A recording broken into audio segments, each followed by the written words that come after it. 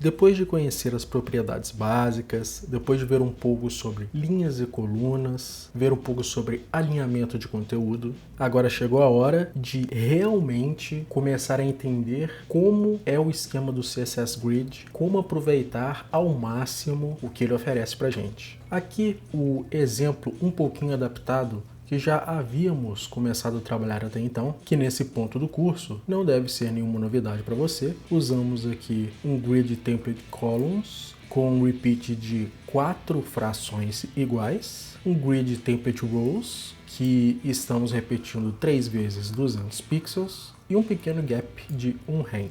Usando aqui novamente o inspetor do Firefox para revelar essa grid, é possível perceber que, apesar de só estarmos utilizando a primeira linha com todas as 4 colunas, ainda há alguns espaços disponíveis aqui na grid explícita, conforme a configuração de linhas e colunas que acabou de ser mostrada.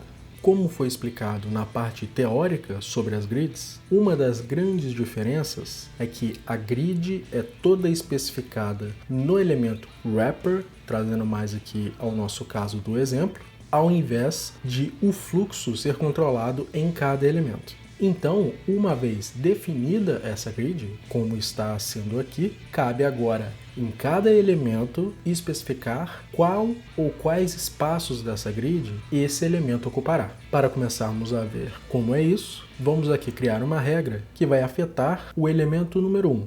Usando a propriedade grid column start, é possível indicar em qual coluna este elemento começará o seu posicionamento dentro da grid. Então, por exemplo, 1, no caso, é onde ele já está mesmo. Mas, associado a grid column end, conseguimos especificar de que ponto até que ponto relacionado a colunas esse elemento ocupará. Então aqui, se colocarmos 3, veja que ele ocupou o início, posição 1 da coluna, até a posição 3 da coluna.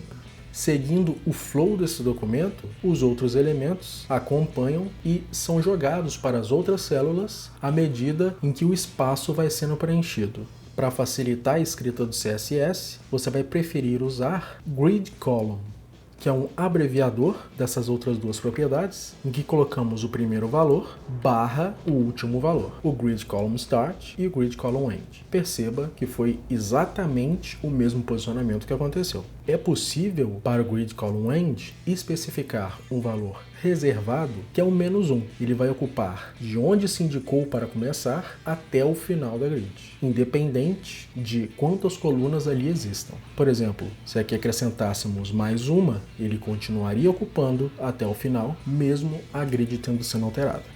Também é possível usar a palavra span, em que se especifica quantos espaços de coluna serão ocupados. Então, por exemplo, começa-se no 1 e dá um span de 2, que significa que ela vai ocupar 2 espaços. No caso, do 1 ao 3. Seria a mesma coisa que colocássemos 1/3.